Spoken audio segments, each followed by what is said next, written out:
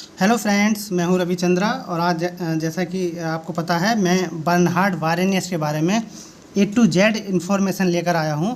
जहां से हर बार कोई न कोई प्रश्न बन ही जाता है, चाहे वो द्वैतवाद के बारे में पूछ ले या उनकी कोई एक दो तीन पुस्तकें हैं प्रसिद्ध, उसके बारे में पूछ लेता है। तो चलिए आज उसी के बारे में डिस्कशन करेंगे।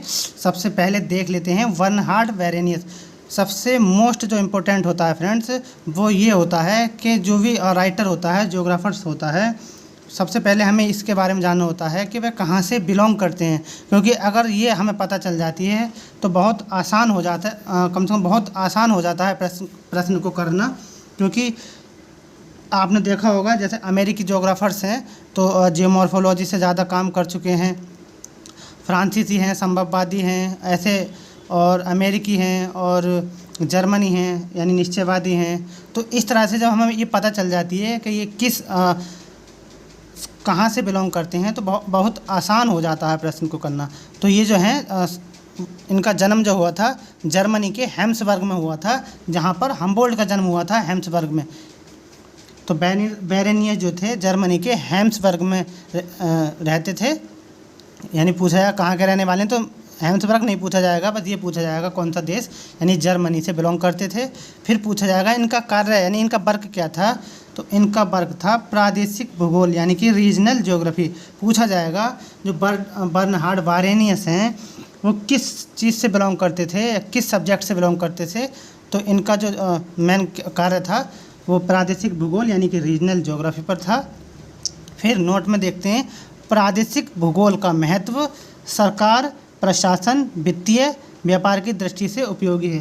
पूछा जाएगा जो रीजनल ज्योग्राफी है उसका महत्व क्या होता है। तो फ्रेंड्स हम जानते हैं जो रीजनल ज्योग्राफी होती है, प्रादेशिक भूगोल होती है, तो हम अगर किसी भी देश के बारे में अगर जानना होता है तो वहाँ की गवर्नमेंट है, वहाँ की जो लोकेशन है। प्रादेशिक भूगोल में क्या करते हैं, हम प्रदेशों का अध्ययन करते हैं। ये पूछा भी गया है कि प्रादेशिक भूगोल प्रदेशों का अध्ययन है, क्योंकि हम हर एक प्रदेश यानी हर एक रीजन के बारे में स्टडी करते हैं, तो वही तो होता है प्रादेशिक भूगोल।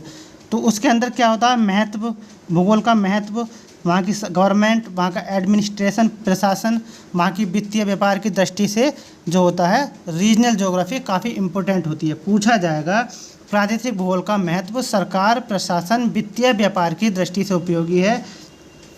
ये किसने कहा था, तो ये जो बात कही थी ये बर्नहार्ड वारेनियस ने कही थी। एक मिनट फ्रेंड्स, लाइट जा चुकी, आगे देख लेते हैं फ्रेंड्स। पूछा जाएगा इनका जो टाइम पीरियड था 1622 से 1650 के बीच में एक इनकी कृति थी, कृति डिस्क्रिप्शन रीजन लोपिनल एट ए श्याम।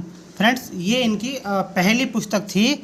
जैसा कि आपको पता है इनकी दूसरी पुस्तक सभी को पता है ज्योग्राफिया जर्नलिसिस है, यानी सामान्य भूगोल है, लेकिन ये भी काफ़ी महत्वपूर्ण इनकी कृति रही है क्योंकि वो कई बार पूछी जा चुकी है। तो ये पूछा जा सकता है डिस्क्रिप्शन रीजन लोपिनल एट ए श्याम। ये किसकी पुस्तक है, लोपिनल ए श्याम। तो ये फ्रेंड्स बर्नहार्ड वारेनियस की है, क्योंकि इनके समय पर जो थाईलैंड हुआ करता था फ्रेंड्स, थाईलैंड का नाम इन्होंने साउथर्न श्याम रखा था। प्राचीन समय में जो थाईलैंड का नाम था वो श्याम था, तो इन्होंने उसकी स्टडी करके बताया था कि जो साउथर्न यानी श्याम है, श्याम को ही थाईलैंड जो आज वर्तमान में है साउथर्न कहा गया है। तो इनकी महत्वपूर्ण कृति है डिस्क्रिप्शन रीजन लोपिनल एट ए श्याम। ये 5 भागों में विभाजित है। फ्रेंड्स आपको पता है आजकल ये ट्रेंड हो गया है, ये पूछा जाएगा ये जो बुक हैं वो किस चीज़ से बिलोंग करती हैं। जैसे एंथ्रोपोज्योग्राफी पूछा गया था, पॉलिटिकल ज्योग्राफी पूछा गया है, पॉलिटिक्स ज्योग्राफी और रेड जेल वाली, तो ऐसे ही पूछा जाएगा डिस्क्रिप्शन रीजन लोपिनल एट ए श्याम कितने पार्ट में विभाजित है और उसके अंदर किस चीज़ का वर्णन है। तो फ्रेंड्स इसमें जापान का वर्णन है। मैंने काफ़ी महत्वपूर्ण पॉइंट्स उठाने की कोशिश की है फ्रेंड्स। इसमें डिस्क्रिप्शन ऑफ जापान यानी कि जापान का वर्णन है इस कृति में। मैंने जैसे बताया साउथर्न द्वारा लिखा गया श्याम जो आज थाईलैंड नाम से प्रसिद्ध है। मैंने बताया था अभी कि इन्होंने जो आज का जो थाईलैंड है उसमें साउथर्न यानी श्याम लिखा था, बट प्राचीन समय में थाईलैंड श्याम कहलाता था बर्नहार्ड वारेनियस के समय पर। ये भी पूछा जा सकता है, पूछा जाएगा। और तीसरा जो दो तो बता दिए, जापान का वर्णन, श्याम जो थाईलैंड है। तीसरा था जापान के धर्मों पर निबंध, ये भी इन्होंने लिखा था, यानी कि जापान के जो धर्म हैं उनके बारे में इन्होंने निबंध लिखे थे, ऐसे लिखे थे। फिर चौथे में इन्होंने लिखा था अफ्रीका में धर्मों के लिए लियो अफ्रीकन द्वारा लिखे गए अंश। 4 हो गए फ्रेंड्स, यानी कि जापान के धर्मों पर निबंध लिखा था, और जो अफ्रीका के धर्म हैं लियो अफ्रीकन वहाँ पर लिखे गए कुछ अंश के बारे में बताया था। फिर सरकार पर एक संक्षिप्त निबंध लिखा था, एक संक्षिप्त यानी कह सकते हैं बहुत छोटे शब्दों में एक निबंध लिखा था सरकार के लिए। फिर इनका कथन देख लेते हैं फ्रेंड्स, बहुत महत्वपूर्ण कथन है, पूछा जा सकता है, पूछा जाएगा, एक मिनट, पूछा जाएगा।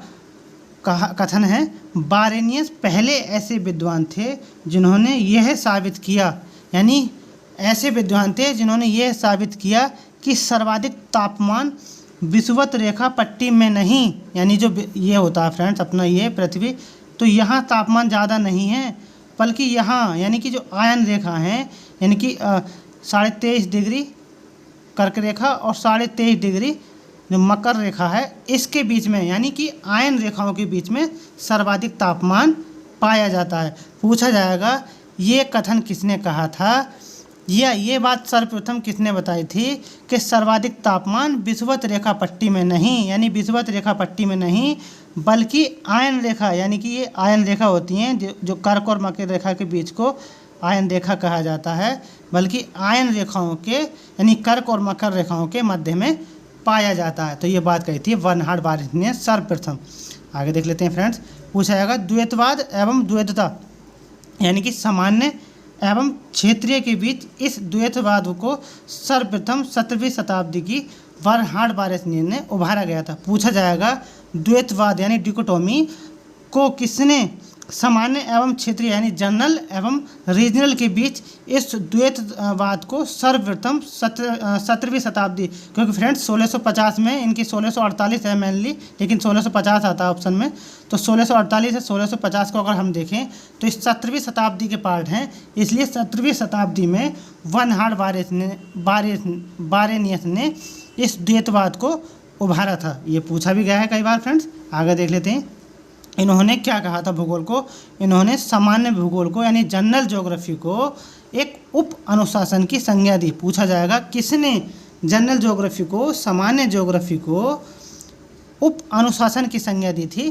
तो बर्नहार्ड बारेनियस ने। आगे देख लेते हैं फ्रेंड्स, पूछा जाएगा 1650 में मैंने बताया था अभी ज्योग्राफिया जर्नलिसिस, क्योंकि एक पुस्तक इनकी थी डिस्क्रिप्शन ऑफ जापान और डिस्क्रिप्शन रीजन लोपिनल एट एशियाम, ये इनकी पुस्तक थी। दूसरी पुस्तक थी इनकी ज्योग्राफिया जर्नलिसिस, इस बुक को पब्लिश किया था। पूछा जाएगा जो ज्योग्राफिया जर्नलिसिस पुस्तक है इसके अंदर किस चीज़ पर जोर दिया गया है, तो फ्रेंड्स फिजिकल एवं ह्यूमन ज्योग्राफी, यानी कि भौतिक एवं मानव भूगोल के जो विभेद होते हैं उसके बारे में बर्नहार्ड बारेनियस ने जोर दिया था। क्योंकि ऐसे प्रश्न पूछ रहे हैं, पूछा जाएगा जो बर्नहार्ड बारेनियस की ज्योग्राफिया जर्नलिसिस बुक है इसमें किस चीज़ का वर्णन है, तो भौतिक एवं मानव भूगोल के जो विभेद होते हैं उसके बारे में काफ़ी बताने की इन्होंने कोशिश की थी। आगे देख लेते हैं फ्रेंड्स, नोट में यह अवधारणा